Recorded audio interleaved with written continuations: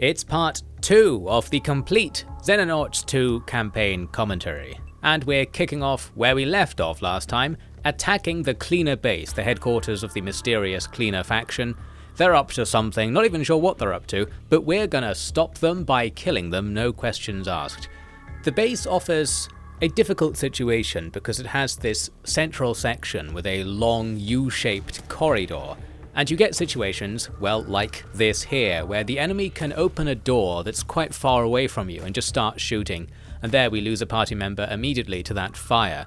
And because they're far away, it's hard for us to do anything about this. We're unlikely to be able to hit them shooting back, we're even unlikely to have many party members getting line of sight, without having to waste time units walking about in the open in front of the enemy, very dangerous. I ended up going for something like this, smoking the corridor and hoping they get closer, which they do. We also overwatch against them and destroy some of the very limited cover we actually had in this corridor, so that's useful. But at least nobody dies this time, so that's something, I suppose. And from here we can start to move forwards because that smoke provides something of a wall that we can vaguely hide behind from the two guys behind it. We're going to take out the guy who's on our side of the smoke, because as I rotate the camera, you can see there's actually a tiny piece of cover over there which we can use as well. And then we'll use the shield guys to provide some mobile cover for the other guys. Then we'll take advantage of a subtlety of smoke, some jankiness of smoke basically. Smoke doesn't block your line of sight, all it does is reduce the accuracy only of guns. It does not reduce the accuracy of thrown attacks. So if you smoke the corridor, the enemy probably won't be able to shoot you, but you're fine to throw grenades through the smoke and you can still see where they are and get a 100% chance to hit the spots you want with the grenade.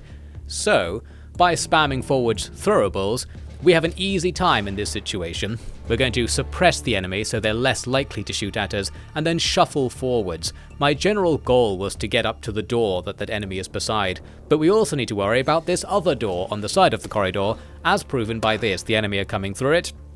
We almost killed the first guy who comes through, which is nice, but more worryingly, it gives us some line of sight into that room, and there's tons of stuff in that room. More fires coming out, but we're getting misses there, so that's quite good. Essentially, we're going to have to set up on that door instead, and then hope the other door isn't dangerous, because we don't have enough party members to cover all of the doors in this situation. I thought I was going to be clever here, by also sending one guy to go around and open this other door on the enemy flank. My vague thought, I think, is that if I have activity around both doors, if the enemy wants to attack me, they'll assault both doors at the same time, and thus not so much will come through the first door that they overwhelm my Overwatch potential. But moving up to that door and opening it, while it allowed me to shoot an enemy, means I get shot a whole bunch of times in return from the enemy's Overwatch. So I don't know if that was a good idea, and I don't know if my plan of manipulating the AI really does very much there. Maybe they didn't attack me because now they're more under threat from two directions or something, who knows. In this situation though, I want them to attack me a bit, and I ended up just standing here until they did. Eventually somebody opens the door in front of my team. That's what I want, because we'll get some really high accuracy Overwatch. The downside, of course, is that when the door is open, the rest of the enemies can shoot through it, and we take a whole bunch of damage to that very phenomenon. Looks like I wasn't going to put up with this, so we're just going to smoke the open door, so they're probably not going to shoot us through it. And we can sit here and think about what to do. Ideally, the enemy will try to run through the smoke to get their accuracy back and end up standing in front of us. But they just stayed inside the room, so I shuffled about and went for a bigger attack on that other door. This is still dangerous because the enemy's sentry gun can just shoot through the door, and I guess the sentry gun has a really high chance to overwatch because it keeps attacking me every time I try to do something. Here we almost kill that cleaner, and I thought we can finish this guy off with a smoke grenade, because that will not only allow us to take him alive, which gives you some money later on, but it means I'm less exposed to trying to get line of sight on this enemy by going around the door. It completely doesn't work because of bad RNG, I suppose. We only get 1 stun damage on the smoke. Normally you get like between 2 and 4. I guess you can get 1, and this guy had 2 health, which means you can't stun him from that. Unfortunate, but I figured because we've been shot so much this turn, this sentry gun probably is fine to just run up to, and indeed it was. So we take out the sentry gun in such a way that our guy is now really exposed, but we have a shield person who can run forwards into the smoke and finish off the cleaner soldier as well. So with that, we've taken the room, there's blood all over the place, we've got tons of wounds, but we still haven't lost anyone else. I moved through the room to open the next door. There were tons of enemies, and by me shaking the mouse here, I guess I really didn't expect that. I think I already knew the sentry gun was there, and my plan was to open the door and then unload on the sentry gun. But 2 enemies being there as well makes things more difficult. Fortunately, we can throw a grenade forward because they're standing close to each other. And that's going to eviscerate the first enemy with some good damage RNG.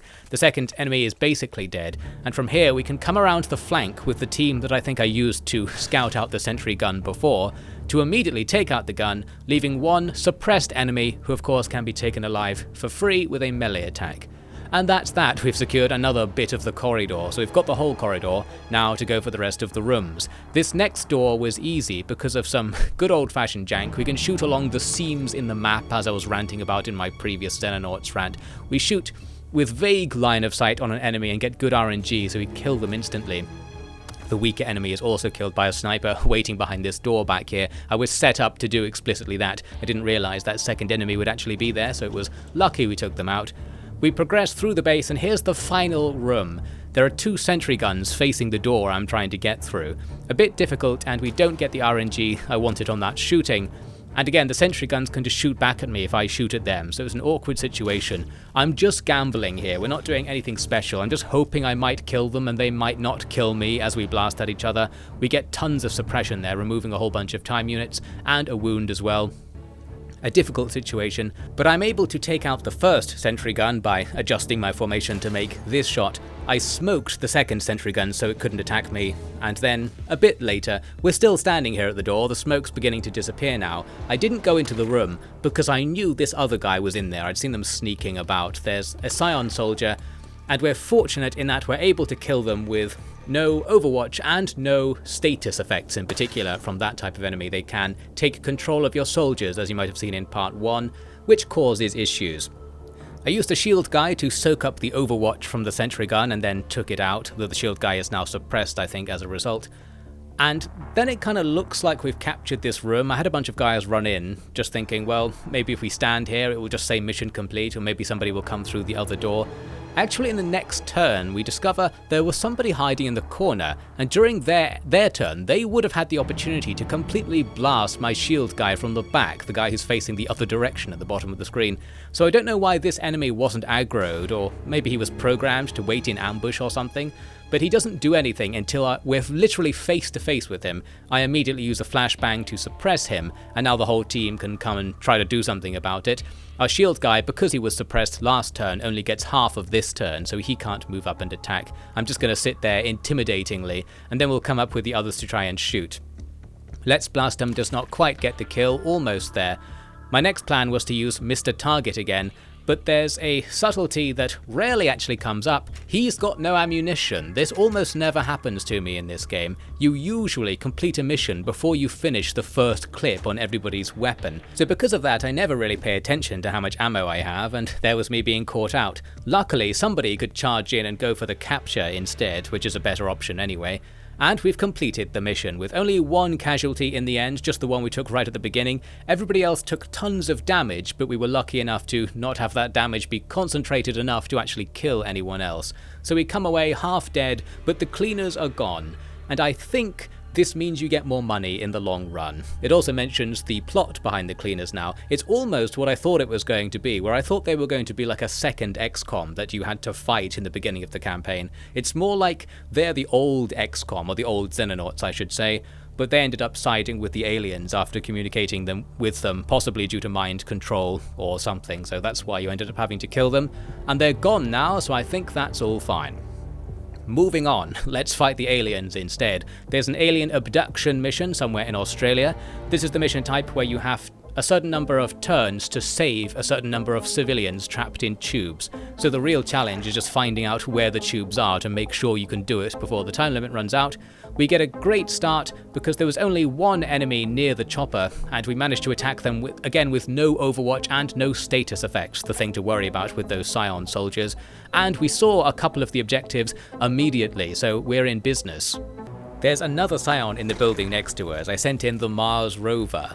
The rover's a good idea against the Scions, since I presume it can't be mind controlled, so you're free to miss them like we did there, with no potential repercussions. We've got a couple of guys moving up on the left, ready to flank this guy, but as it turns out, we actually take out this guy during this turn. Which is good, because again, every engagement with the Scion is a potential moment to lose a party member suddenly due to some RNG factor. I like to believe the factor is a low one, maybe it's unlikely. Here was a dangerous shot, only 50-something% chance to hit that one. We got it and got the kill, so that was good. But again, if we hadn't got it or got the kill, that could have been hit Xenonauts again onto the enemy side right amongst our formation, which could have been a problem. One day, we'll discover the chance of that actually happening and be able to calculate the risk. For now, I'm just trying to kill these guys as soon as possible, it seems, and just ignoring the risk, which is the classic strategy. Here was a nice moment where the enemy walked around a corner and stopped right in front of my formation. I decided to drive up without cancelling their overwatch yet again, by the looks of things, taking more damage on the rover. But once the overwatch is drawn out, we can go in for the capture alive, so that's something. I don't treat the rover very well. I tend to send it forward first because it's more disposable. Maybe it can just trigger overwatch or find the enemy and aggro them.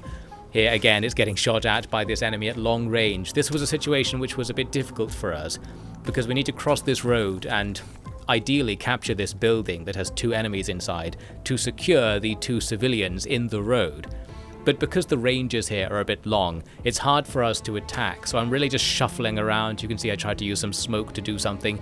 Here is an absolutely cursed line of sight, shooting through 3 walls to hit one of our guys with that shot. Probably because the enemy was on a 2nd floor, that always obliterates the line of sight. We lose the rover, unfortunately, to that cheeky skirmishing shot from the enemy, popping out, shooting, and then popping back into cover. Good stuff from the enemy AI, at least. Well, at least losing the rover doesn't matter that much either, so I guess that's fine. You can pay to get it back, but in this case I didn't, because we don't have any money as Xenonauts right now.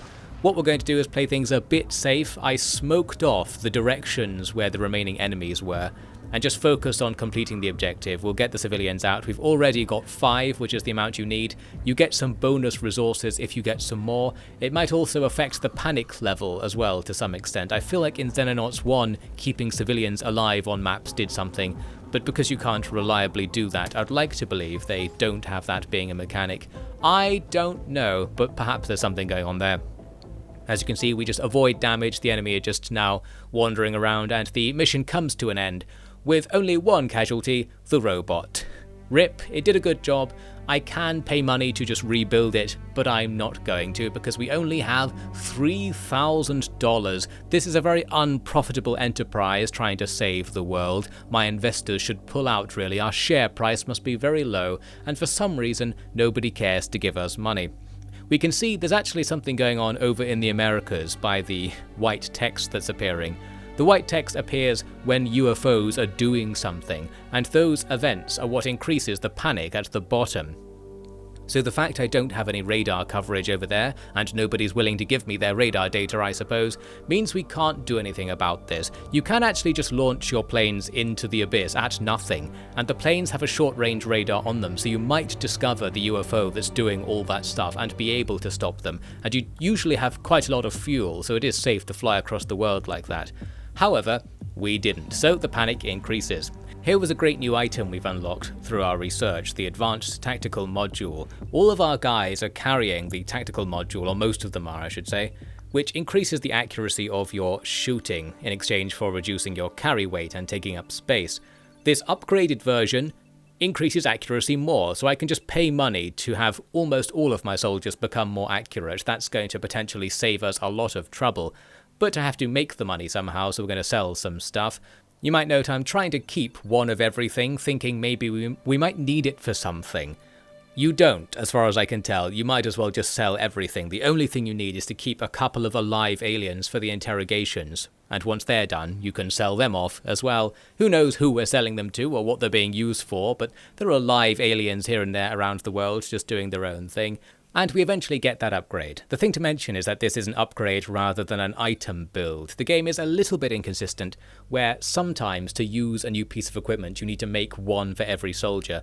Other times you buy an upgrade and everyone just gets it for free after that. I think it's essentially if you have something in your inventory that has an infinite capacity like med packs, upgrading them is a one-time payment, whereas for weapons and armor, while you also do have infinite supplies of the base level, the newer versions aren't considered upgrades of the old versions, they are new items entirely, so you have to buy them one by one. Well, who knows, maybe the game could be simplified or made a little bit nicer to the player by just allowing you to pay a set amount of money to always have better armor, so you're paying to establish the ability to produce or mass produce new armor that's better than the old one, and then it's given to you for free. Well, you know, the world doesn't want to be saved financially, so obviously they're not going to give us anything for free, even if we pay to set up the factory making the gear for them. I've made the mistake of thinking about what's happening in Xenonauts 2 now. We need to put that aside and just get into this mission. The next UFO crash is here. And this one comes with a new enemy type, and, well, it's already dead by this point in the footage. Something ran at us from over there and died. I quite like that enemy. It's called a Reaper. And it has a clear design, I think. Looking at it, I kind of thought this guy looks like a melee enemy. It's not holding a gun and has pointy arms. And indeed, it is a melee enemy, so that's why it was just running at us. And it got killed by Overwatch. During the friendly phase, an enemy Overwatch shot revealed that there's probably an enemy somewhere in that room back there. So I'm going to set up ready to go in and have a look at that. In the meantime, we see another enemy coming in from the top. It takes some damage, which is very nice, and then goes to hide in the corner of those trees. That's all good. Now, another enemy appears on the left. This guy is going to terrorize me during this mission. I decided not to shoot at it this turn and try to stay out of its line of sight as far as I could, thinking it might come forwards into the road, into the open, and we'll get better line of sight on it later. That's the plan. So I'm stepping one tile back from the tile that's sort of cover facing the enemy so that they can't shoot me out of cover. And then, well, with this move, I do get shot. I wanted to set up a shield in front of my assault guy in the corner there, but we actually lose the shield to an accurate Overwatch shot. That is the specialty of that particular kind of enemy. They're good at long range shooting and good at Overwatch. So just being in their line of sight at all is a problem. Looks like I'm not going to go in on that room on the right because I want to save my time units and try to do some overwatching. A new enemy appears from the top, gets some damage on surprisingly good down there by the car. And then we discover what was in that room. It was another of those Reaper enemies, but we get an incredibly good, incredibly no line of sight shotgun attack on Overwatch that kills the enemy before they can do anything again, so it's going well so far. Another new enemy has appeared at the same time. There's some kind of zombie walking towards us. And I was like, oh, they've gone in on the zombies, have they? That's what XCOM did as well, to start just integrating zombie lore into the XCOM scenario. Well, I think it goes even further than that. I think in the full XCOM canon, like Cthulhu lore and Lovecraftian stuff is also true in world, and I guess they have magic as well, so I don't know why I'm complaining. I want it to be more gritty and realistic, I suppose. We get a bit of damage on the guy on the left, and then I go in to try and finish off this zombie. It's almost dead, so I thought I might as well capture it and immediately get the capture on this new alien. Turns out, our melee attack doesn't do anything. You can't do stun damage to these enemies as far as I can tell, so we go in instead to just kill it. That's a huge mistake. As it turns out, killing a zombie spawns a Reaper. XCOM did something similar to this, and now I realize what's going on, of course. It's an enemy where every time it kills somebody, that kill becomes a new version of that enemy. In XCOM it was more forgiving, because it would instead become like a larval form, and you could try to kill the larval pod before the new enemy would spawn to avoid things spiraling out of control. But here, well, we're just gonna have to spiral out of control, it seems. I could actually try this sniper shot through my own guys to take out the enemy. There's a decent chance of that working, but I had another idea. I thought I'll try to suppress this guy so that he can't really attack me during his turn, because it takes up half of their time units to be suppressed. They might not be able to attack at all and will be fine. But it also turns out, another it turns out moment, that they can't be suppressed, so I just wasted my turn and wasted a chance to actually kill that guy. There was a chance a sniper shot could kill the enemy in one shot as well, so we could have taken them out immediately. We take more damage from the enemy's Overwatch from the left. We're still not doing anything about it. I guess I just don't have the shot to kill them, so I'm just stuck here taking the damage. We eventually draw them forward a bit, but they shoot and blow up the car instantly. So this is a callback to that moment earlier where I thought vehicles can't be destroyed in this game. Well, ignoring that, something much worse is happening right now. That melee enemy is meleeing us, And it turns out, another thing to turn out, you turn into the zombie instantly. So we've now got 2 more zombies, and we know that the zombies turn into Reapers instantly when they die. I believe if you just leave them alone for a couple of turns, they also turn into Reapers. So, there are now 3 Reapers in front of us, and we just lost 2 party members. Well, 3 actually, because Surprisingly Good was eviscerated by the car explosion, and perhaps 4 temporarily, because Human Shield ran back to the chopper in panic. Well, perhaps the right solution, we could all run to the chopper in panic, but I kept going. We finally killed the guy on the left, so we've got that out of the way for now, but it's the situation on the right that's really bad. My only real thought was I guess I'll run away and throw a grenade into that room, because we know the Reaper's standing there and we can hit both of the zombies at the same time.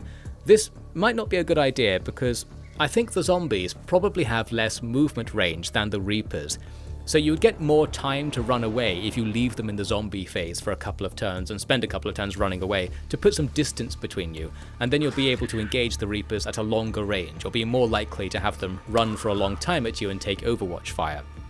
Well, we get lucky at first. A Reaper comes around the corner, doesn't kill with a melee attack and dies to Overwatch, but a second one comes and finishes off the melee job. The third one comes up as if it was about to melee us, but I guess it ran out of time units and it just stands there, so that's going to be easy enough to counterattack. But yet another party member is down, and that means yet another Reaper is going to appear right in front of us. The other 2 Reapers though are both damaged, so this is an ideal situation to kill them both with a grenade.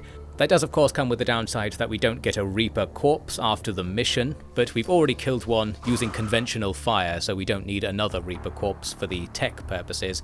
And that leaves the zombie of course, which will also just shoot to death. We're going to get the Reaper out early and just attack it right now because we're in a position to kill it. Well, that didn't go very well overall, did it? We just lost 4 party members in quick succession, and we lost them in such a way as well that the chance of getting that casualties healed after the mission is 0, because you don't get it if you die to an explosion, and I presume you also can't get it if you die to becoming a zombie and then turning into a Reaper, because you don't exist anymore after this. So everybody's permanently lost. That was a terrible couple of turns right there. We could just leave the mission now because things have gone so poorly and we've got a bit of breathing room. But I thought let's go on anyway, thinking we've probably killed everything at this stage. We killed a lot of enemies to get here, but I suppose that's the wrong way to think about it, because we also killed like 4 enemies who spawned during the mission. So even though we've killed a lot of enemies, it doesn't mean there are probably no enemies left on the map, which was, I guess, why I kept going with this. Despite the danger, I can use a secret plan to make it far safer for us. I can play well. I wouldn't normally play well because it's not especially enjoyable, but in this situation, playing optimally seemed really cool because this is a tense and dangerous situation we're in. I thought I'm just going to sneak around. Basically the best way to play almost every mission in the game is to sneak like 1 tile at a time and then just end your turn immediately. So it takes a very long time in real life to do that, but it maximizes the amount of Overwatch potential you're going to have, which minimizes the probability that you'll ever get attacked by enemies as well. So we sneak around.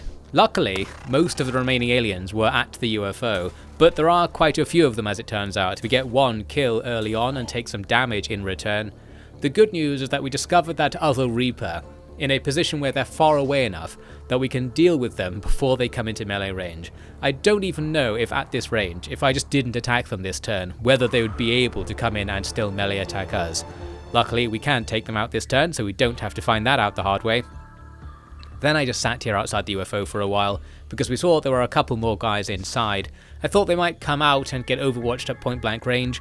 After a while they didn't, so I went in and they weren't here anymore, so I figured they've gone and occupied the central room.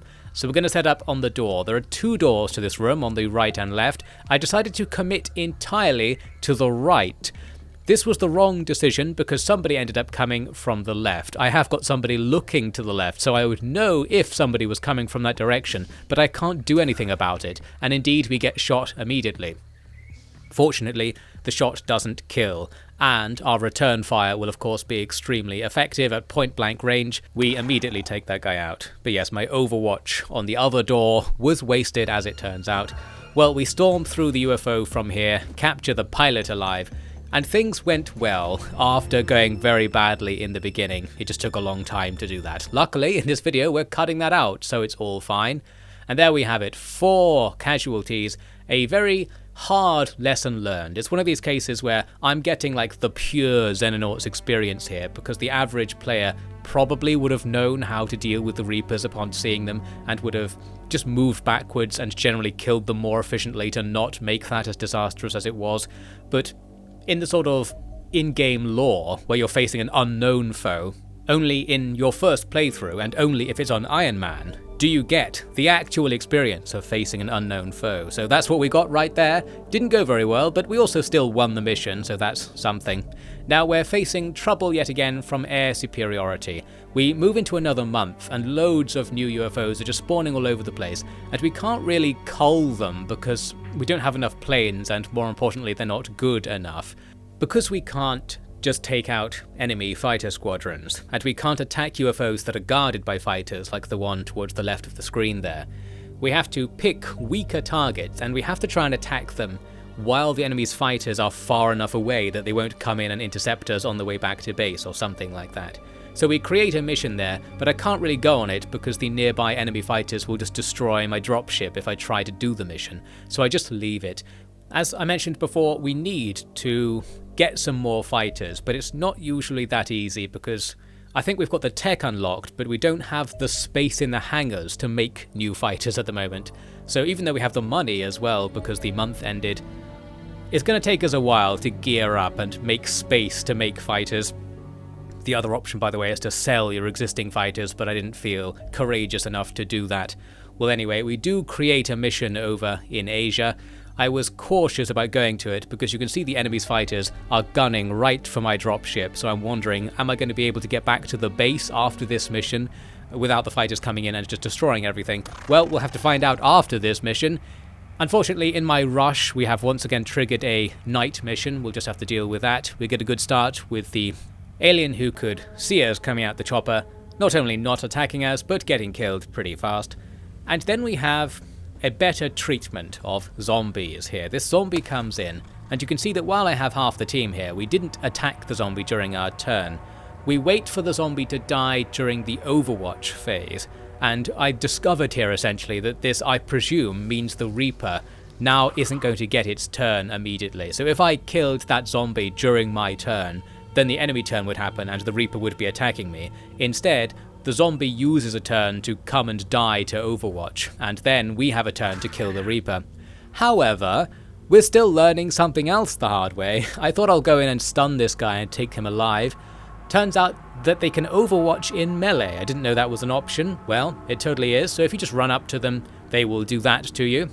There are ranged stun attacks in the game. You can get stun guns and stun grenades that do stun damage, but we don't have any of those right now, so instead, we've learned the hard way that melee stunning doesn't work very well on these guys. Potentially could have guessed, but I really didn't expect there to be melee Overwatch in the game because your melee soldiers don't have the ability to do it as far as I know. Or maybe they do, maybe that has just never come up for some reason or never happened to trigger due to RNG. Anyway, with some of the team just standing there, we can blast the problem away, but of course we've now taken a casualty, so that's a shame. Here was a lucky discovery. I was setting up in this building, opened a door and realised there was a Reaper standing right outside said door. If we'd waited for the enemy turn, they might have burst in and given us a nasty surprise. Luckily here, we can open both doors and kill this guy, noting that the 2 doors open in different directions. Absolutely devastating, immersion-breaking situation. Patch that immediately. Also patch it so that doors block line of sight. That would be great as well, much more importantly. As we move on, I had this vague awareness that there was another Reaper somewhere to the right. I must have seen them at some point. So I've set up here with part of the team looking right down this alleyway, and it pays off because the Reaper walks right into our line of sight and gets killed immediately. I was probably also, or more so, thinking they would come down the road with everybody else facing the road. I think there's also another alien somewhere around the UFOs. I was worried about that. But yes, now that we know we can be charged by Reapers suddenly, being careful pays off. And I think after that mission where things went really badly, for all missions after that, I did play more carefully and more optimally, doing little tiny movements like you see me doing here, trying to have different party members facing different directions so we have complete vision all the time, and just being really cautious just in case something happens. And in this very mission, it actually happened a couple of times that being cautious did pay off. Here, I had a really unexpected encounter with a Reaper coming from way behind us, coming from an area that earlier in the mission I had cleared out, so I didn't expect them to be there. I guess they roam around the outside of the map trying to rear attack you or something. Maybe that's how the AI for them works. But yes, having half the team facing backwards, which before now I never would have bothered to do, paid off right there. So we're learning lessons, and I think we are successfully learning lessons. The only question is the process of learning the lesson going to ruin the campaign? That's the old question with a game like this, where you never know if you've screwed yourself over enough that later something will be impossible to deal with. Well, for now, Team 2 is doing well enough. Despite taking another casualty in this mission, we get great Overwatch beginning our UFO assault to clear out most of what's inside. There's the last guy going down. Everything went well, except for that thing at the beginning. Unfortunate, so Team 2 has lost loads of party members, but I keep just replacing them with people who are trained at the Noob Academy, the first base. So because that first base has a training center, I can send not terrible soldiers to replace Team 2's members, meaning we have loads of guys with no actual battle experience but high stats, or relatively high stats, for new soldiers. So Team 2 keeps being refreshed in a competent seeming way. Now, while I was worried about whether Team 2's dropship would be killed, luckily it wasn't, we get this news that our Noob Academy is actually under attack right now, so this is another downside of not having air superiority. Sometimes if you don't shoot down an alien craft, it will just land on your base and you'll be in trouble. But you actually get one of the more interesting missions in the game. Well, I say it's interesting. It's a cool mission because the base map is based on your actual base layout. So you could design your base layout such that the base is easy to defend. I think the logic is that the enemy tends to come through the hangars, presuming the hangars have doors and roads to airfields and stuff, so that's like the entrance to the base. So you could put your hangars in one corner of your map layout and everything else in the other corner to make a really easy to hold choke point somewhere in the base to make defending the base easy. We don't have anything like that, of course, but we do get one of the things I like about the game, a really tight indoor map, and you have loads of party members as well, 16 to use, enough to have 3 separate teams. Generally a team of about 6 or 7 is the most you can get to do anything, because only 2 ranks of soldiers can work together effectively, and lots of spaces in the game that you want to hold are 3 tiles wide. So 3 teams of 6 to 7 is a real good setup. And I like the tight combat that comes from fighting in close quarters in a base, in buildings as well.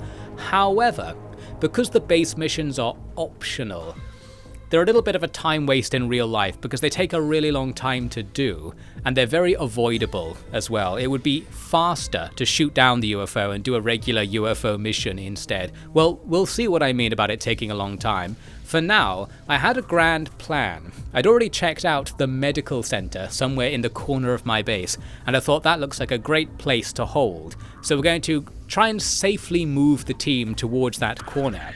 We do encounter some Reapers on the way, as you can see. It did say in the mission setup that while you're being attacked through the hangars, the Reapers can spawn anywhere. So I guess they spawned close to us. However, because with our godlike perspective, we can see which doors in the base are open. You might have seen that the enemy opened that door next to them during their end turn. So I knew that somebody had just walked into that room from the room above it, making it easy for me to deal with that situation, and it means I'm relatively safe to move into these other rooms because we know that unless something spawned in the room, nothing has entered them since the start of the game, so they must still be empty. The only caveat being that the big silver doors close every turn as well. So with them you have to pay attention to when they open and close. You can monitor it during the end turn sequence to vaguely guess where the enemy are going. But yes, looking around we can see that the route looks pretty clear. There's the room we're going for on the right, a nice corner room with 2 doors to defend and tons of cover inside the room in case something goes wrong and we need to defend another smaller door behind our initial door. A grand plan indeed. And one that's not going to work, unfortunately, as we'll see. Not for a particularly bad reason, well, for one that's potentially bad in terms of game design, you could say. Well, we're also being attacked again by the Reapers. More came through that same door, but they ended up stopping in front of us. That guy was weirdly staring at the corner in the bathroom. I don't know what the Reapers are programmed to do, but sometimes they make it really easy for you. Other times they completely annihilate you. I suppose that's just how they work. So we end up set up in my defensive positions. I'm like, yes, I'm ready to defend against multiple directions of assault here. But the assault part isn't what's happening. I really misunderstood this mission. What I thought would be the case was that the enemy would know where you are, and there'd be an onslaught of enemies trying to attack you, and it would be a defensive kind of mission, in order to break up the fact that the game is almost always offensive missions. Instead, we're sitting in the corner, and here you can see me analysing the doors. We've spotted an open door here in the distance, so we know the enemy is nowhere near us, or at least an enemy is nowhere near us. Also, check out the range at the shooting range in the training centre. It looks like our guys were trained to fire at 3 tiles of distance. So there you go. There is an in-game canon reason why all of your weapons are so inaccurate and can only hit really at 2 or 3 tiles of distance with high probabilities, because that's just how our men were trained. There you have it. Well, the bad news is that after standing around in my selected position and seeing that nothing was happening, I'm going to have to start moving out, and this is difficult. Because the party is so big, it takes a really long time to move the party across the map, because you're doing it one at a time, and you're trying to still think about safety, trying to have the various angles and doors covered as you move around, in case the enemy do attack you. I suppose I wanted more of a free defensive experience, where the enemy have to attack you, and you're able to select a nice place to defend and try to gain an advantage that way. Again, because that would be a nice break from how the game usually works, and it would be action-packed as well. Instead, we're kind of just hanging around, but with more door jank. We could tell the enemy were in this room over here. There's also some line of sight jank going on here. We can somehow see that alien in the room on the left. That feels very unfair.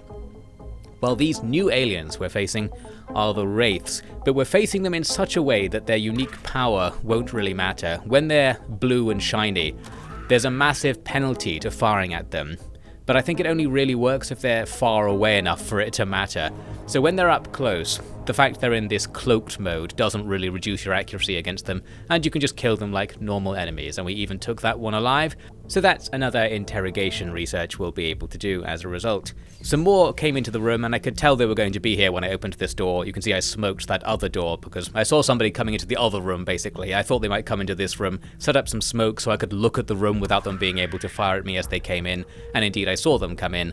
Then in the next turn, they're just stuck there now because I can sit behind closed doors during the enemy turn, and then we burst out and just completely annihilate them. This is where that tight quote-unquote gameplay that I keep mentioning is.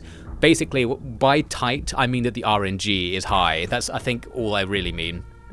You have guaranteed options you can take at close range, and the ability to use line of sight and doors in these closed-off maps means you can do ambushes and sudden moves that are safe and effective, and they feel very satisfying to pull off.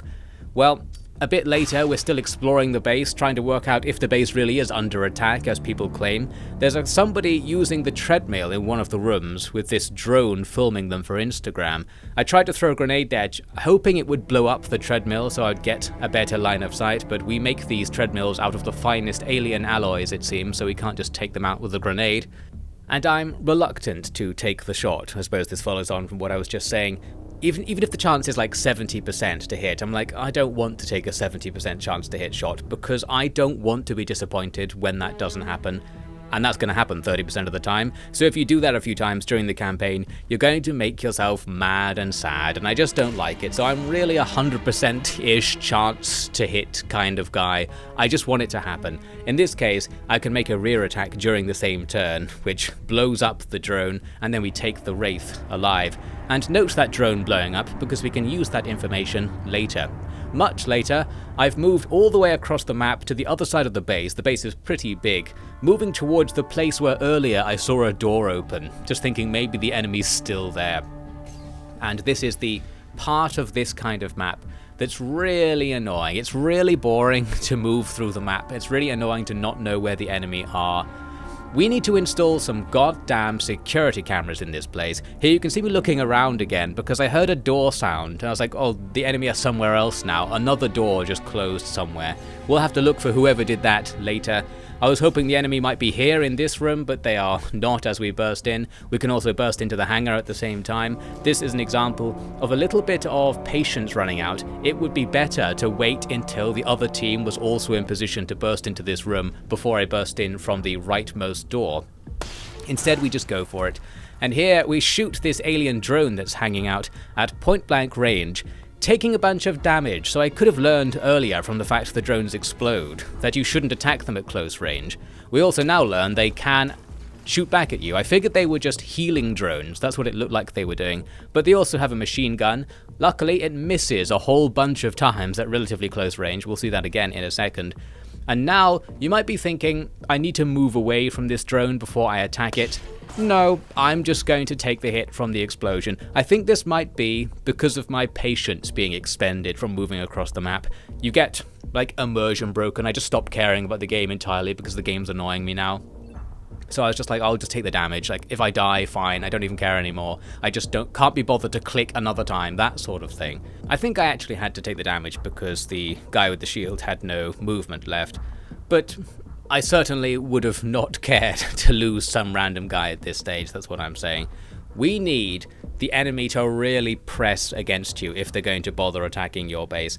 Now, I know there's an enemy somewhere else, so it's time to start scanning the entire base manually with our 90-degree field of vision, can't rotate their head soldiers to gradually work out where things are. It's so easy to go into a room and not even be able to look at the whole room because, like, you forget to rotate your head fully in one direction, that sort of thing.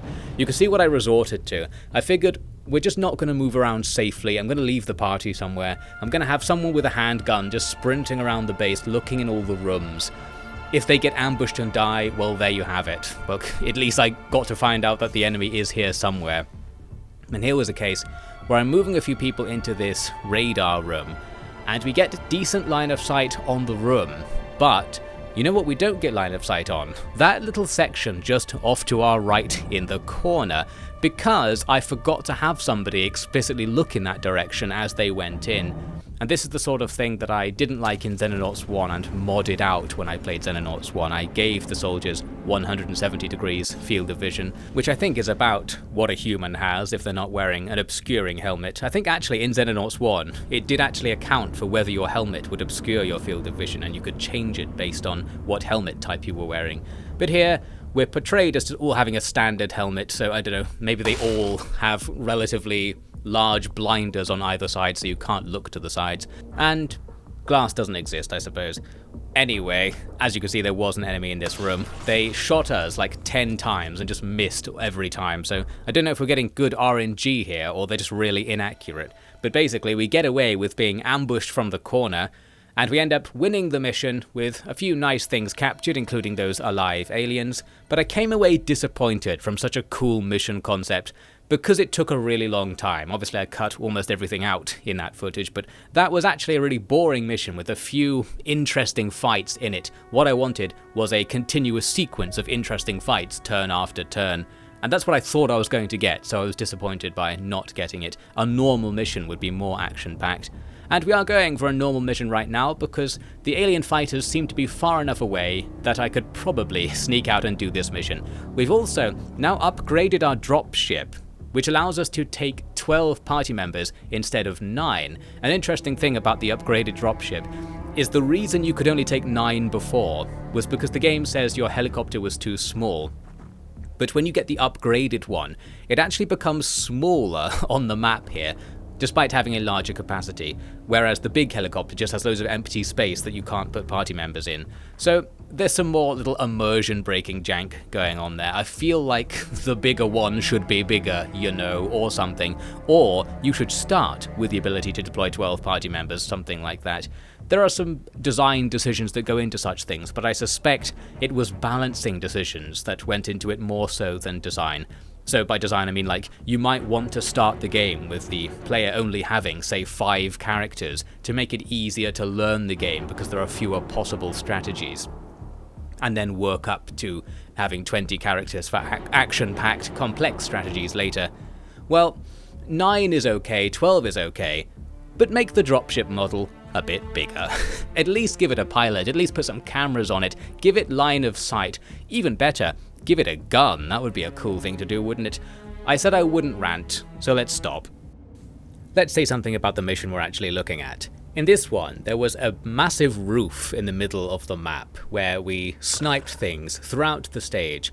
This roof extends like all the way from the left to the right hand side of the map, and it has cover around the edge.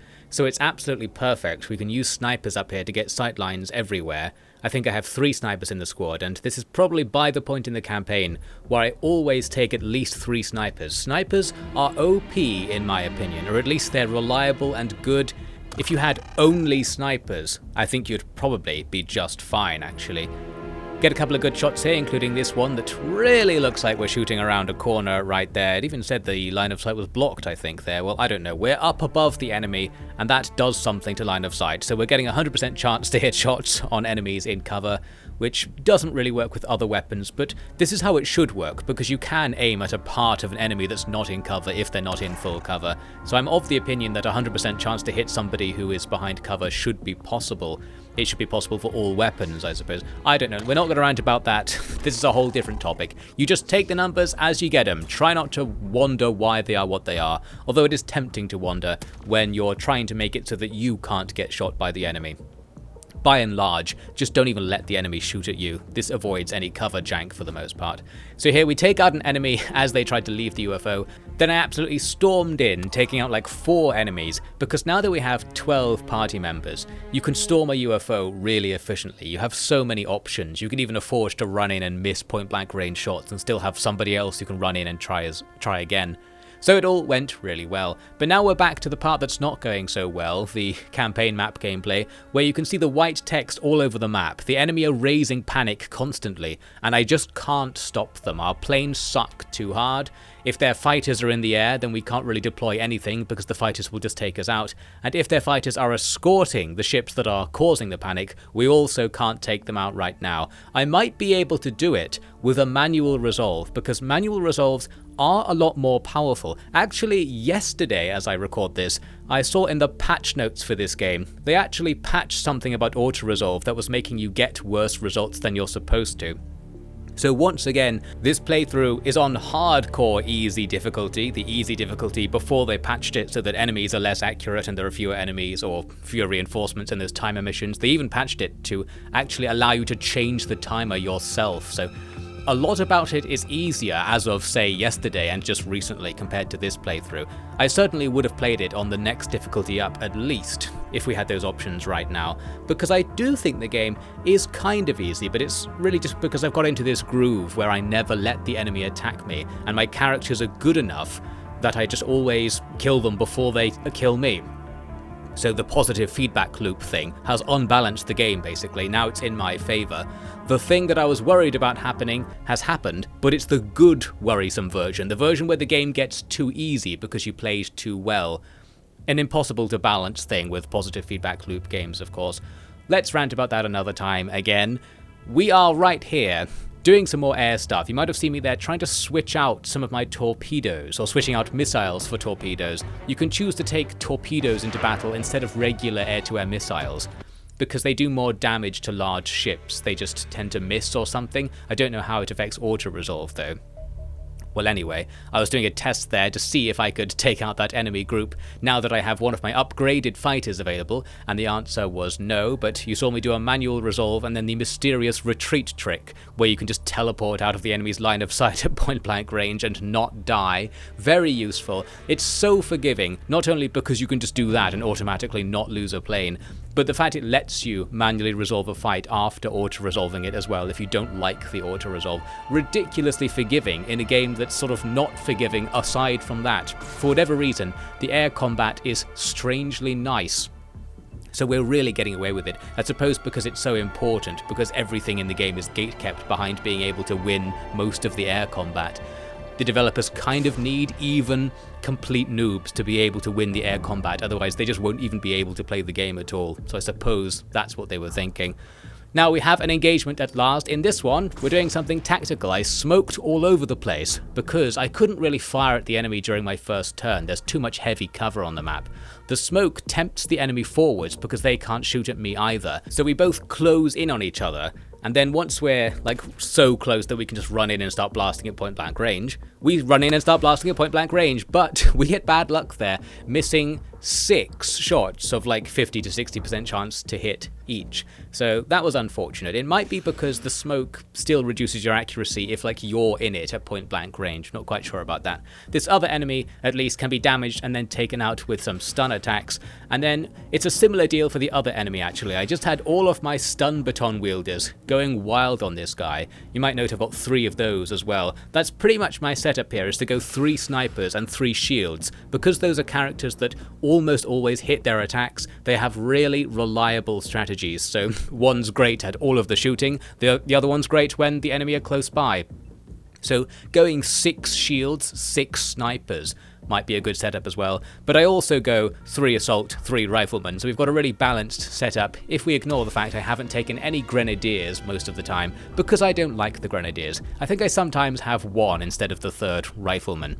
Here you can see me utilizing the snipers. Once they're leveled up a bit, they can move and shoot in the same turn, which makes them way more powerful than they normally are, because you can just reposition to a spot where you can always hit the enemy. You're pretty much guaranteed to hit, and the sniper rifles do more damage than regular weapons. So, situations like that, where we have long shots down a train track, we're just so much more powerful than the enemy, we can annihilate them. Same deal again when it comes to assaulting the UFO. There was stuff in there, but we completely overwhelmed it because we have so many troops. So yes, as I said, we're at the good place in the positive feedback loop. We are destroying the enemy in the regular battles. Basically, I've gone too far in making my squad good, and not far enough in making my air force good. I should have made the air force better earlier and spent less money on armor and weapons for the main team, because we could afford to be losing some people right now. We don't need all of our squad members. I've got loads of people in reserve in the training center who are all like mid-ranked people we've never seen and never used, ready to replace our losses, but we're not taking losses.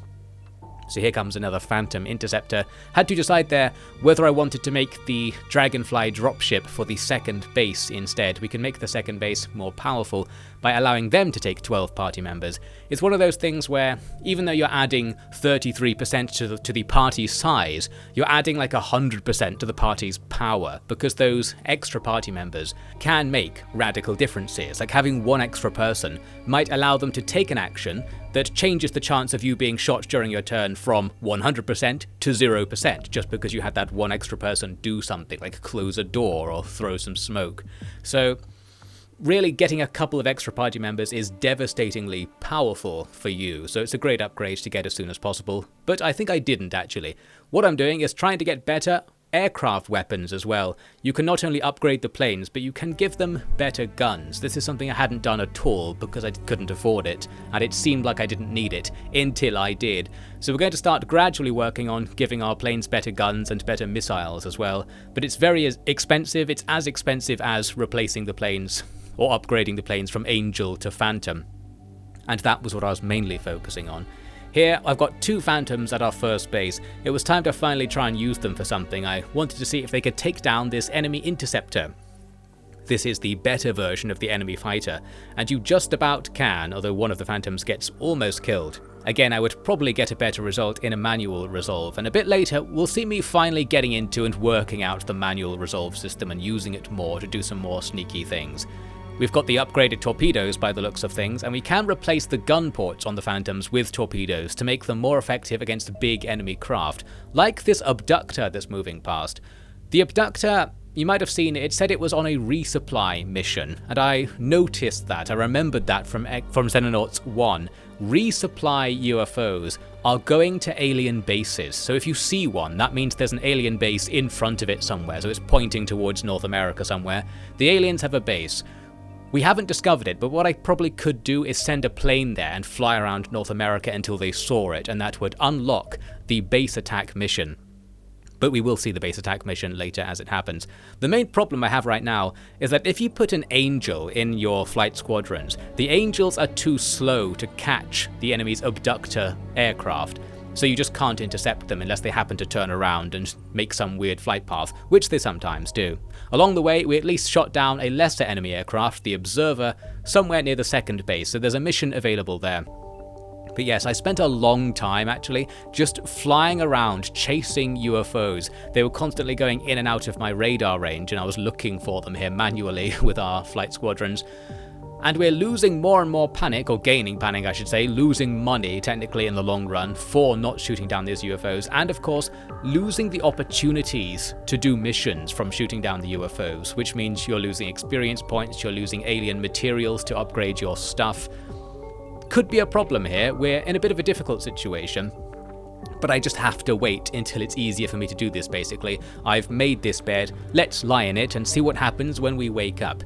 At least this mission over here is good to go. It's now daytime, and I just about got the Dragonfly on the second base, so we can do this mission with the 12 party members from the second base, which I can only just about do actually by the looks of things. There are only 13 people living in the second base, so we're sending out basically everybody. We've got room for one person to die, although I could send over my millions of reserves from the Noob Academy if I really needed to. We also don't really have good equipment on the second team, so we are playing things edgier here. I could just send the first team to do this mission, but it feels more valuable to have two vaguely experienced teams. So we're going to try and get that experience, but less safely this time, with less armor and inferior weapons. At least it starts off with some good RNG from Weak Willy there, hitting 3 50% shots at the same time, allowing me to do enough damage with a relatively long-range shotgun attack to kill the enemy that was skulking about near the landing site, so that's all good. I should note, by the way, that I also have a training center in the second base, just a smaller one that can only really train the current squad and no reserves on top of that. But having the current squad be constantly trained in the background while I was doing nothing, fussing about with the planes, means that even new members of the second team are actually pretty good. They come in with high stats, so it's more likely that some random guy called Weak Willy, who just joined the team the other day, actually is able to pull off better shots. Nobody is anywhere close to being the bottom rank, so everybody's quite decent. We're up to some grenade shenanigans in this mission. I quite rarely rely on grenade shenanigans, but because you can throw grenades over cover, as long as somebody can see a useful place to throw a grenade, you can really safely make attacks. One thing I note about the game is that the enemy doesn't do that to you. I feel like in XCOM usually the enemy will punish you for grouping up and will throw things over cover by using grenades. But for whatever reason, in Xenonauts 2, they're very generous. The enemy really just walk around, sometimes making very bad moves, and they will occasionally shoot at you, and you're generally fine. I also mentioned earlier that patch I saw the other day. The patch also contained something saying you can no longer throw grenades through the roof of UFOs. So I missed the chance. Apparently you could throw grenades into UFOs from the outside because the roof didn't have collision before. I guess I never tried that, but unfortunately they patched it out, so we missed out on the exploit opportunity, unfortunately. I wanted to say something about the carefulness of my advance. You see me here setting up in front of the UFO. I checked and it took 7.5 minutes to move from the previous clip to here, with not too much happening in between. And this is the downside of trying to play as well as possible. If you want to always have all the angles covered, and you want to do things like only moving half the squad at once so the other half is overwatching and covering the movement of the first half in case something happens, then it takes a long time.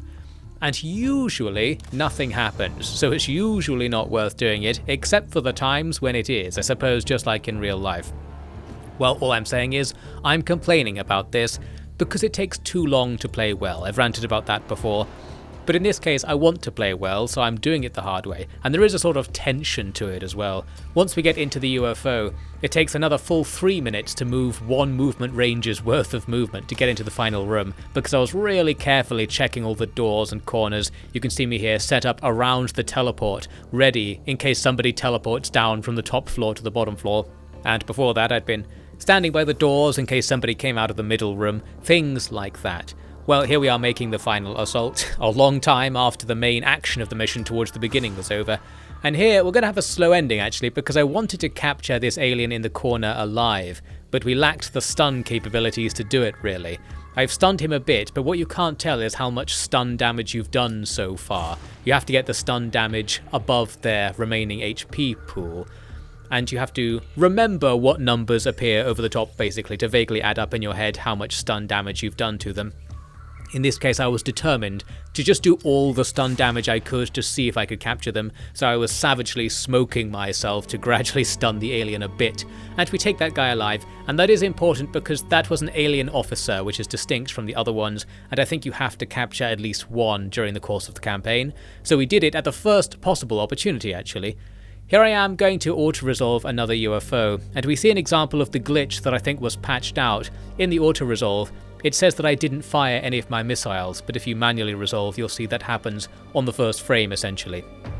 So what they patched was the ability to have the missiles more fully add to your chances in auto-resolve and deduct the enemy's health a bit, essentially. And looking at the missiles gave me the idea that maybe we could engage the UFO over and over again and just fire missiles and then leave, so we can try to stand off against these things.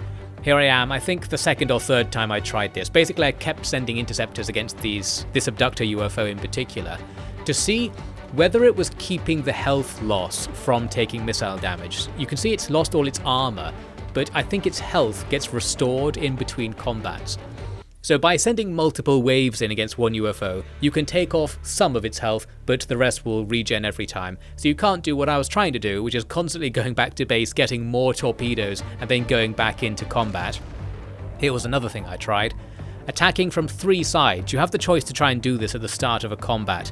The enemy will mainly just fire at one of your planes, so I had that plane retreat to essentially de-aggro during the fight. But once you're close in, the UFOs can shoot in all directions, they just shoot more to the front. And what I'm not doing here is dodge rolling, because this is secretly a Souls-like. Your planes have an extremely powerful roll ability that rolls way faster than they can fly normally, so they essentially fly sideways suddenly really quickly, much faster than they can fly forwards. It's sort of weird, you'll see me using it later, but it would have allowed me to win that fight that I basically lost right there. We'll come back to more aerial combat later and get to grips with it a bit more, in the very late game that is, when it doesn't matter so much. But anyway, right now we've discovered that alien base that I hinted at existing earlier. I'm not sure what causes it to become discovered, maybe if it's just existing for a long time, you somehow come to know about it. Well, we might as well go attack it right now as soon as possible and get rid of it. I don't actually know what it does if you leave it there. I guess it affects panic in some way, or maybe there are more UFOs that come down. Here we are, after sending a team inside. The door was open, I guess, so we just sort of walk in and here's the fight. What I did is sit in the first room for a while, because I thought they might react to us showing up and try to assault us in the first room. In fact, I hoped they would do that, because that would make my life easier. We've got this great setup where we can utilize a decent amount of cover and overwatch against the 3 doors of the first room. I eventually started leaving, going to the left, but along the way I heard one of the other doors open nearby, and behind the first door is a second door and an alien, so we did actually get some payoff here from having guys facing backwards and bothering to check behind me as I moved away from the room, and that's going to be the name of the game with these enclosed indoor missions. And again, that's one of the things I like about this kind of mission, because you're more likely to actually get something from being really careful, because the angles are tight everywhere, so setting up overwatch vaguely behind you is very likely to actually overwatch where the enemy will move. Anyway, there was a little bit of a surprise here, because as we move into this room that has another room in the middle of it, an alien appeared. I had already cleared that room and thought it was empty, but you can just about tell, sort of, there's actually a teleport pad in the room. You can just barely see it, and it's not really visible from any camera angle as demonstrated here. But we discovered it because the aliens teleported somebody in here, and fortunately, they attacked through the door that would cause them to not be back attacking somebody standing there. Basically, it all went perfectly well. This would have been a nice opportunity for the game to ambush me with a that's how it works moment once again, but we discovered their trick early on by accident and got away with it. So now, in order to be safe again, I need to have some of my team covering the interior of this room while we also cover the other doors for our very slow advance. And again, we get a bit of payoff because somebody actually steps into the room and gets shot. We're fortunate that they missed their return fire at point blank range there.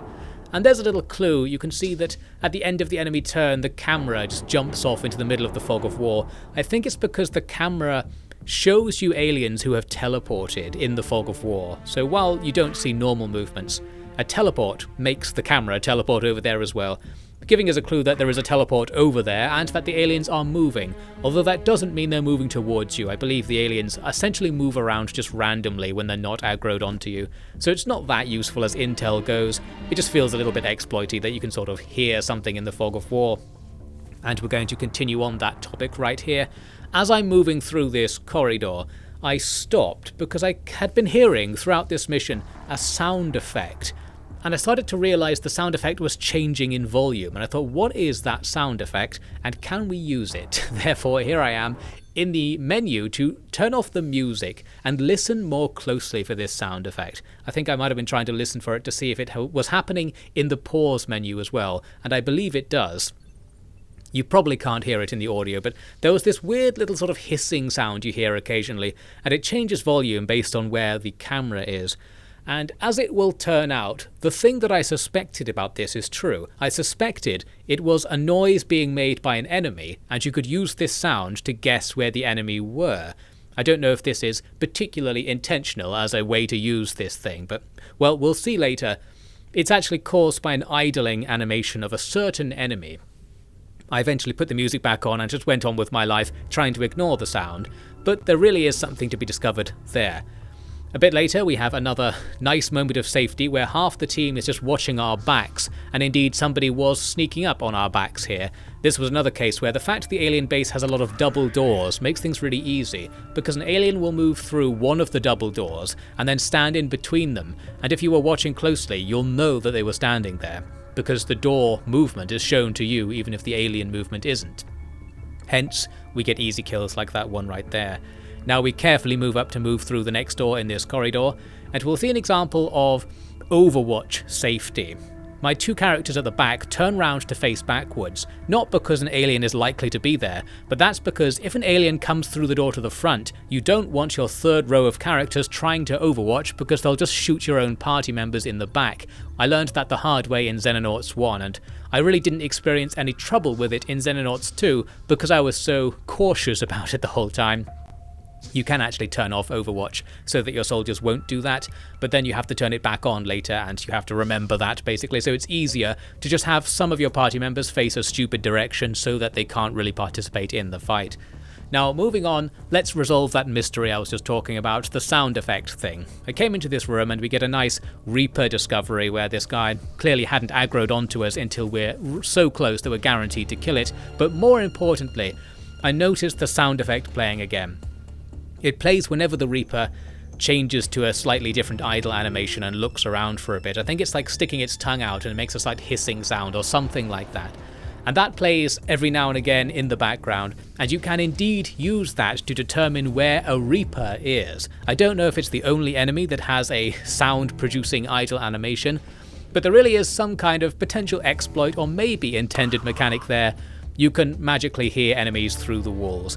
Doesn't really make sense in universe because you as the player character exist outside of time, so you shouldn't really be interacting with the world in a way that takes time. Well, the whole time units mechanic thing is very abstract already. Trying to make a real-time time mechanic in a turn-based game is always going to lead to trouble.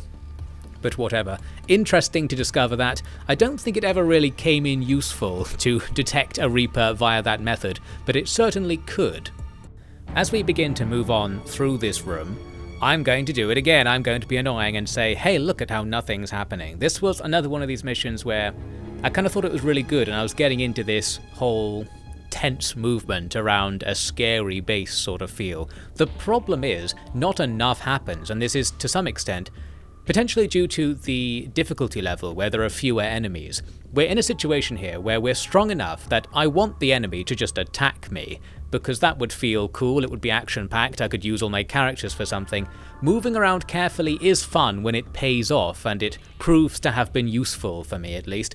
Well, a lot of the time moving around the base, most of the rooms are just empty, there aren't many enemies patrolling around, so it takes a long time to do anything. So there was one more minute of everybody's time wasted, with footage of me wasting my time, that's what I'm trying to say.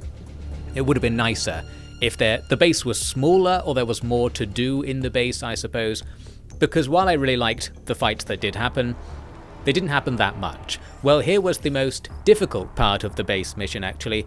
Finding this teleport room, we secured the room easy enough, but it has 4 teleports in it into this other room, and here we take a massive bit of Overwatch damage, because I thought I could sneak up on that enemy from behind, but this kind of enemy, I think it actually says in the autopsy or something, can see behind itself. So it's the ultimate Overwatch machine, you can't sneak up on it. Now in this case, we have so many free party members ready to do something that I didn't even need to risk sneaking up on it. Another case where I just straight up didn't think I was taking a risk, but it turned out that I did. We are of course learning everything the hard way. Now I'll do what I should have done from the beginning, send somebody in to flash this enemy.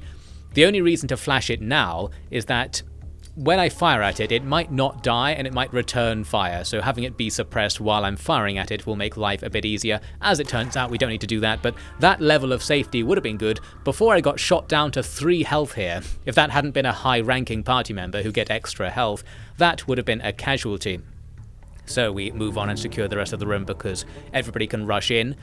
But this room is a special room, and I remembered this from the original Xenonauts. If you take a certain room in an alien base, it reveals the map, or it reveals where the enemies are, I should say. It probably should reveal the map. Essentially, you get given line of sight on just the enemies, so you can see where they are now. I think it might make a bit more sense if you just showed you the entire base map, and that's how you come to know where the enemies are. I don't know why the aliens have cameras only pointing at where their people are standing and nowhere else. I suppose that explains why they didn't spot us coming in earlier, so that's consistent.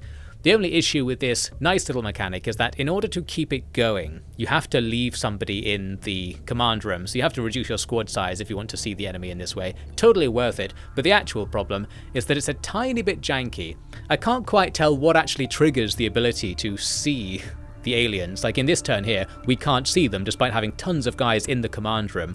I thought it was just you had to control the command room. I think what it actually is, well, it's either you have to stand near the thing in the middle, or it's somebody has to move during your turn in the command room, and any movement made in the command room counts as capturing it again.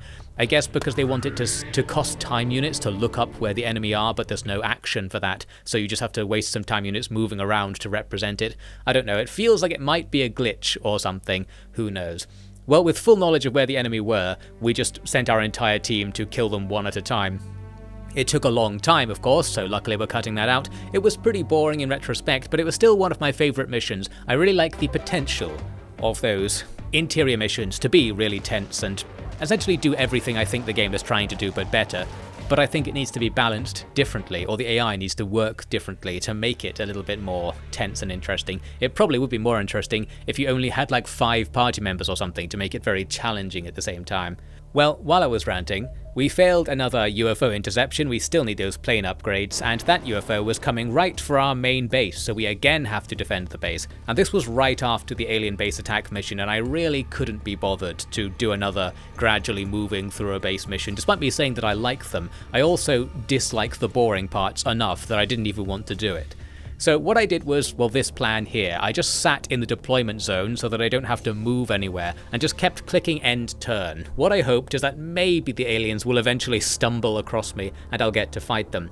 I think the way the AI works, somebody said in a comment on another video somewhere that it's something like the aliens attack you until they've lost 70% of their strength, or they look for you until they've lost 70% of their strength, and then they hide. And I absolutely hate that. It should either be the other way around, or it should just always attack you. That's exactly the sort of thing I'd love to just mod out of this game, because looking for hiding aliens is both easy and boring. It really just deflates everything.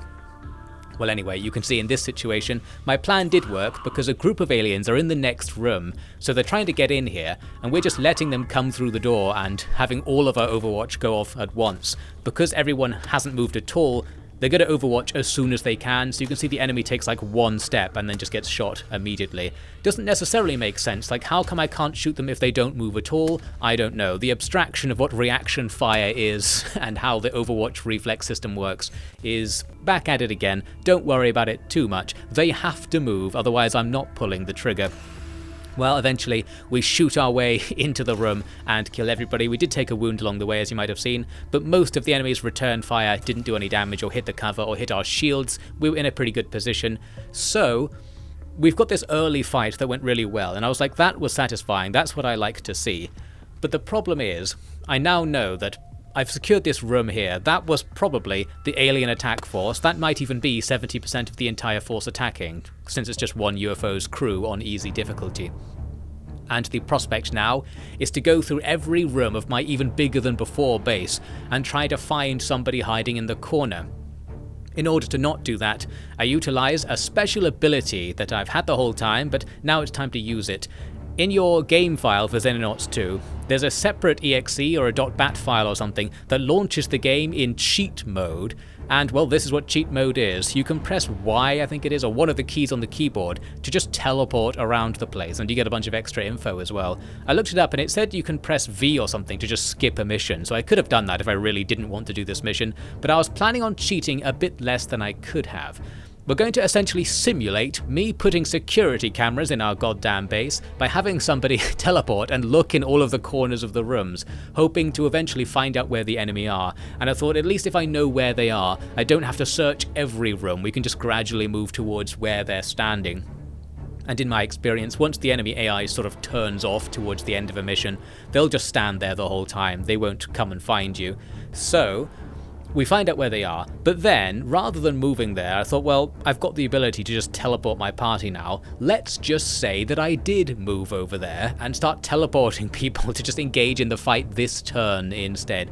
We're just going to cheat big time because I can just teleport behind them anime style and start firing.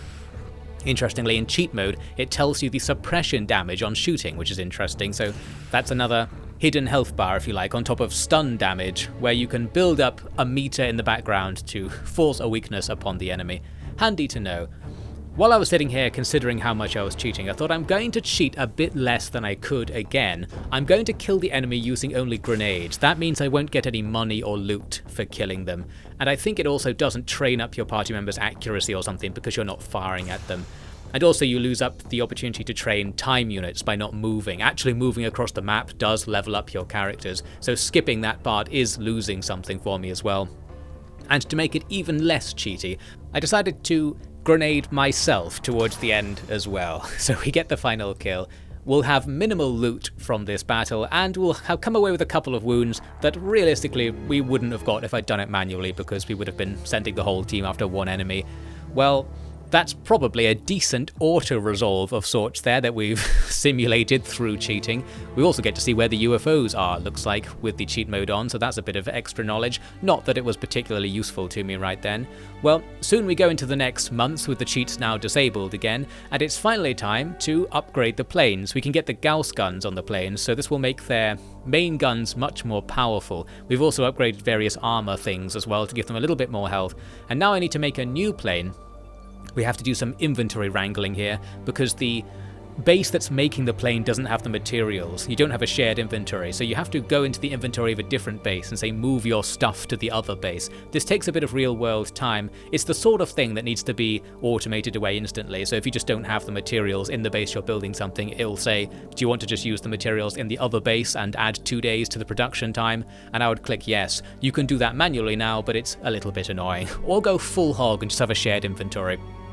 Well, anyway, we're basically at the end of the tech tree. We just don't have the money to actually deploy all of the things we need, or we don't have the alloys as well.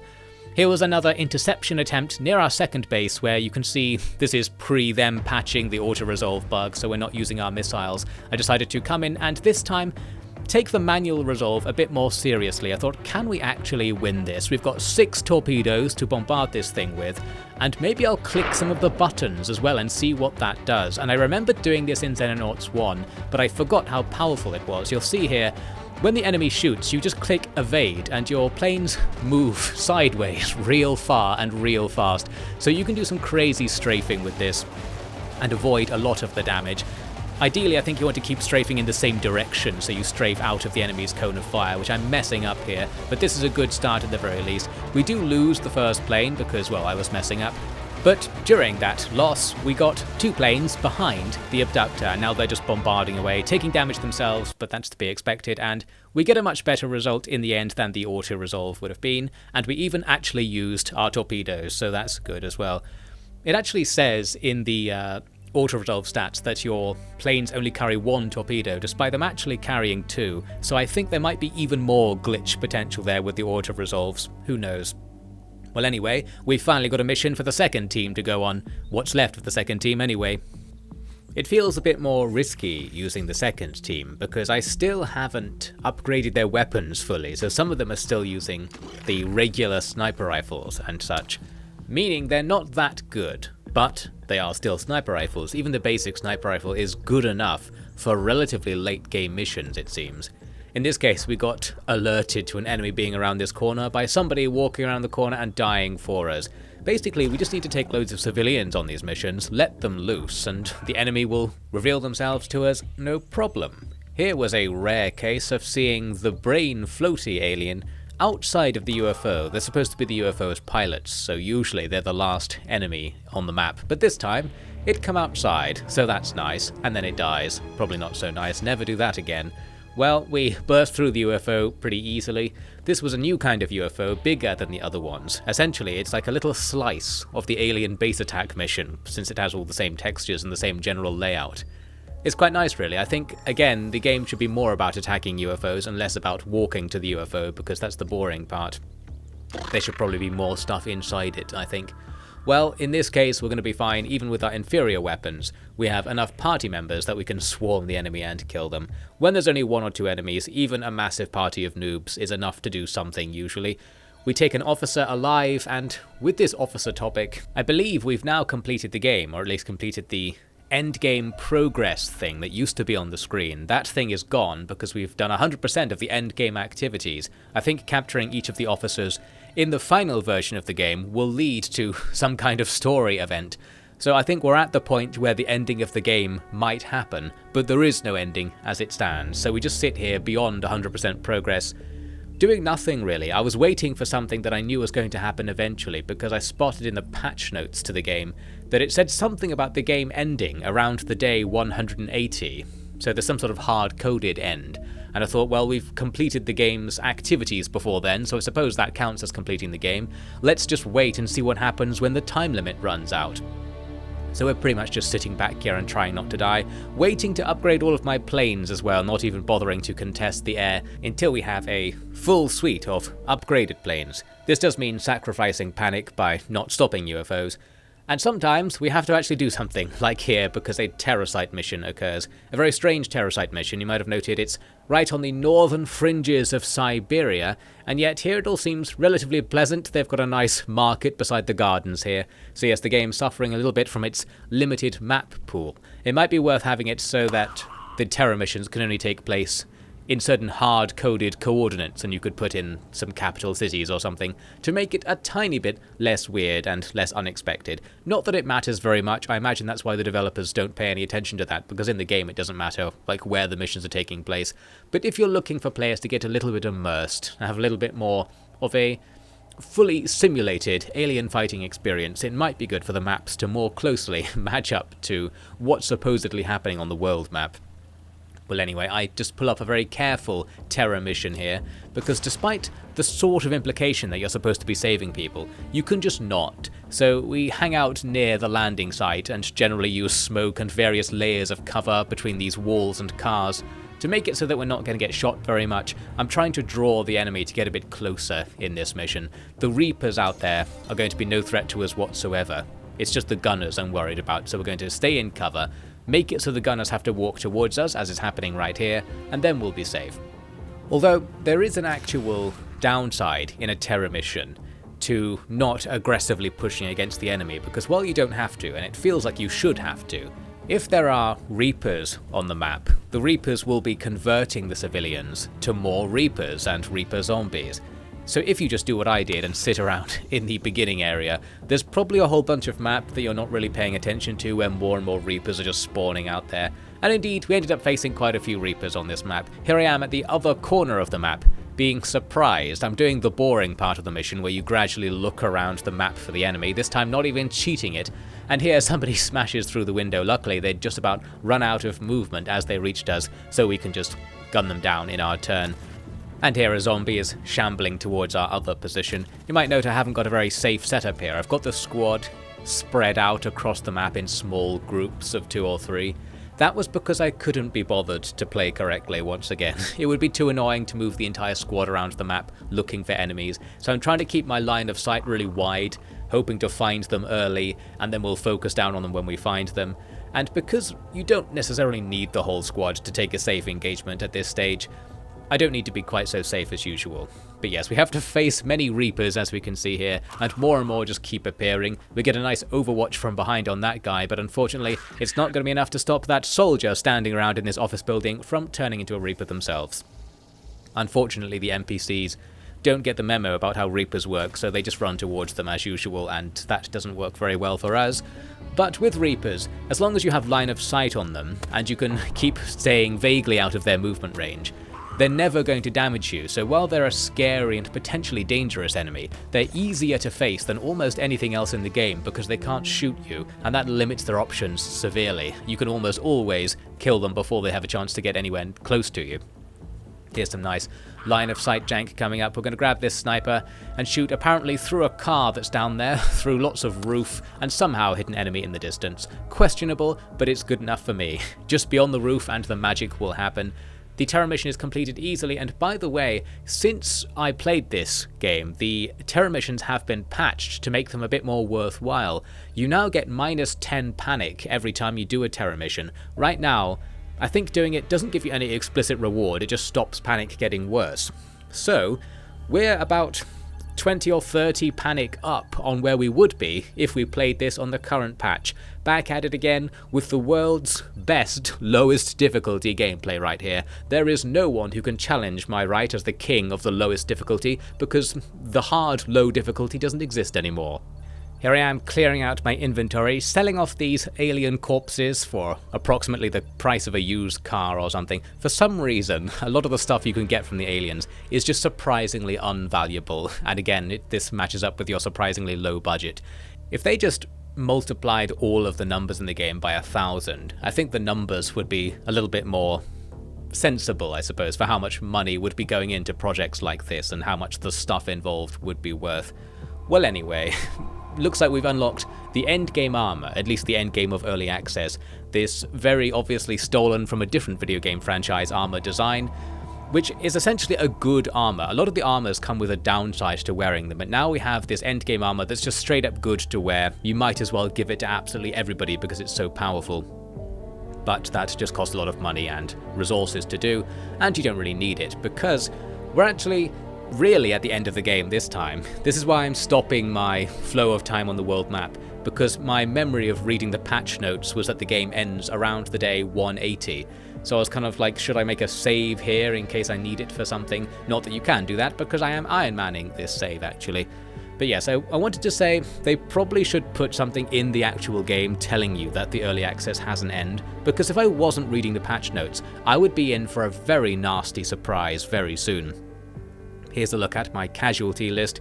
I was going to do a massive thing over the casualty list like I did in my Xenonauts 1 campaign many years ago for true Offie D-heads. You might have seen that. Well, here, we actually didn't lose that many party members. When I played Xenonauts 1, as I recall, I lost almost everybody that I recruited and ended the game with like 1 or 2 people alive in a couple of bases somewhere, but still just about completed the game. In this case, we've only got 1 screen of casualties, and I've still got enough people to deploy not only like 3 squads, but one of the squads would be all at max rank as well. So we're really well placed to fight the aliens. Whatever the final boss was going to be that they haven't added yet, we'd be in a great position to actually do it right here. Well, there you go, that's just the king of easy difficulty for you. Somehow, we've managed to prevail over the least challenge possible. Well, rip to the various characters who did die along the way. You weren't quite cool enough to get more ceremony than I'm giving you here. Well, now it's time to dive in and see what happens at the end of time. At first, well, nothing's going to happen because you have to reach the end of the 180th day, and then something will happen, but that something is just the month coming to an end and you receiving your monthly funding. A bit lower than it would have been if the terror mission thing had been patched in earlier, so once again we are being screwed over by playing the game too early. The early access curse strikes again.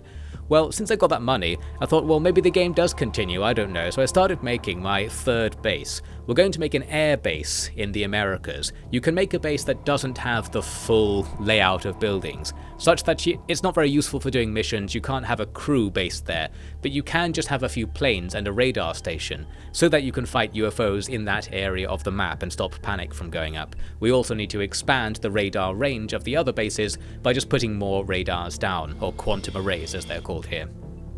So, that's something that's happening. The UFOs are still appearing, so I was like, well, I guess the game isn't over. We now have almost my endgame plane setup. We've almost got everything we need to be as good as you can get in early access. And we don't even really need the setup we have here, because by actually playing the game and paying attention, it looks like it's possible for a single Phantom Interceptor to take down an Abductor, which is the most powerful alien craft that can spawn. This is probably because we have the Gauss cannons, the endgame assault weapon on your planes. So essentially we're fine here, and here we do actually reach the end of time. There is something to commemorate it. It just says you've reached the end of the content. It felt like I reached the end of the content a while back actually. And it says they're going to, at some point, extend the playable campaign, and that's the end of that. Well, the game does actually continue here, as it says that the aliens will still attack you. They just won't escalate the attacks anymore, so you can't unlock any more researches, but what you can do is gather money and train up your crew and expand your bases over more of the map. This might be useful if I wasn't playing Iron Man, to make a really good base setup covering the entire map, wait for them to patch the ending in, and then come back to do the ending with my late game save with everything already upgraded to make it nice and easy. I'm not actually going to do that, but I am going to play a bit more to show off a couple more things. There is even a tiny bit more content if you keep going, and I suspect even the developers aren't completely sure that that content exists, so we're going to show you the secret content that exists after the game here. I have completed building my set of 6 Phantom Interceptors for our 2 bases, and now we'll just work on building even more to get the American base going. One thing that is going to happen though is the terror missions can still spawn because we don't have full map coverage. We're not stopping the enemy from landing.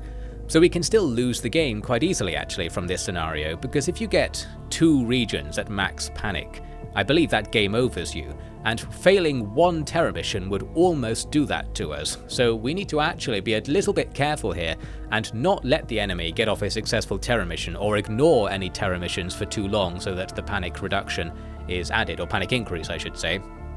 So here's one more mission, a very pointless mission. This is the final boss of our game, this terror mission. If we were in the post-patch world, it might be good to actually farm terror missions in this scenario, because if you want to extend the game as long as possible and get as much time to set up your endgame scenario, then making the enemy land to do terror missions and then really easily completing them is a way to reduce panic.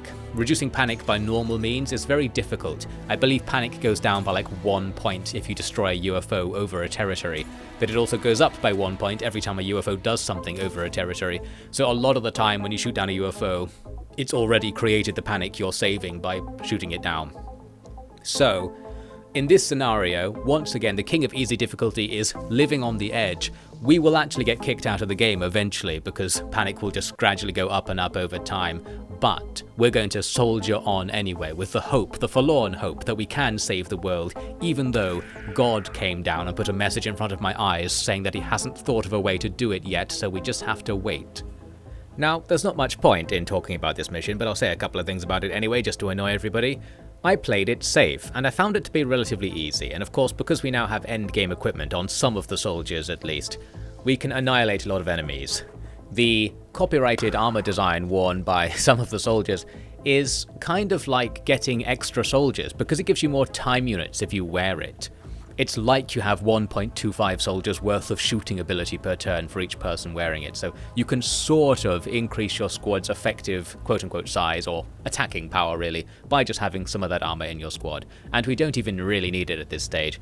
I'm just playing things carefully here. I've got a little bit of the squad hanging out, watching over somebody who's near our deployment zone. The rest of the squad went into a building, then came back to hang out at the deployment zone again because it looked like an enemy was going to attack us. Complete overkill. We don't need the rest of the squad to deal with this, but I'm just doing it anyway to be extremely safe.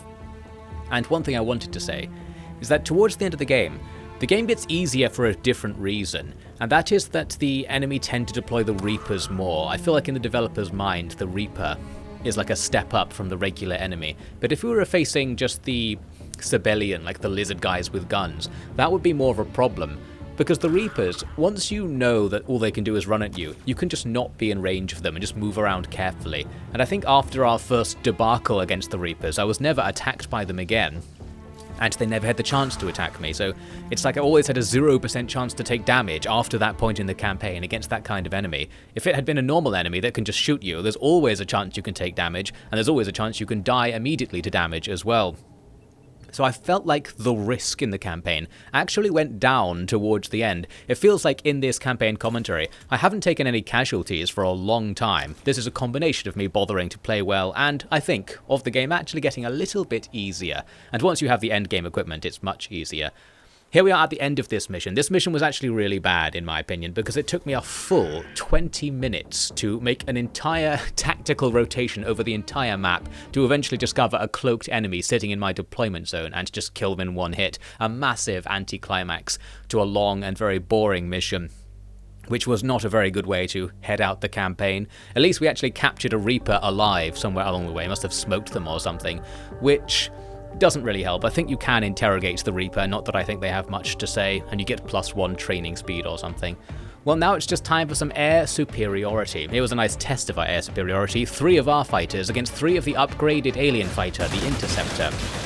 And after some sort of weird maneuver I did after stopping time, we just blast at each other at point blank range, and it works out. We barely lose any health and we cut them down. So there you go, we have some air superiority on our side at last. We've got what is for early access the end game aerial setup. In the original Xenonauts, there was another tier of plane above the tier I have now, so maybe they just haven't added that yet for some reason. It feels like a really easy thing to add, so I don't know what they're waiting for. But whatever, we've got as good as we can get it right here, and our ability to just shoot down the aliens when we see them has been fully restored. There was a weird sort of battle. Once the two sides in aerial combat are at point blank range, they kind of jank around each other in a strange way. I feel like it should be a bit more about making passes at each other or something. They did say that the air combat hasn't been worked on very much in the early access warning message at the beginning. Well, it's sort of the same as it was in Xenonauts 1. I don't know if they're intending to change it majorly, but it could sure benefit from some major changes or just a complete rethink about how it works, because it's sort of weird, the whole strafing thing, the short range, the low speed, weirdly helicopter-ish aerial combat that takes place. Anyway, we're having to make some actual considerations here for aerial combat. I'm switching out my torpedoes for guns as I go in against this abductor, which I need to take out soon because this abductor in particular was going for my base and I want to avoid having to do another base defense mission. We just about shoot it down in front of our base and get away with it. It looks like I took out another one in the background along the way, and here comes another one. You can see because it's marked as retaliation as its mission, that means it's going to attack your base. We have to be careful here to not send out the first squad of planes because it's in bad condition. It actually took me a really long time in the game, as a random side note, to realize that in order to select planes from not the nearest base to a target, you have to deselect all of the planes from the current base first. You can't just sort of switch the selection. You have to unselect and then reselect something differently. Otherwise, all the other options will be grayed out and it will look like you can't send planes from other bases to attack things happening near a different base.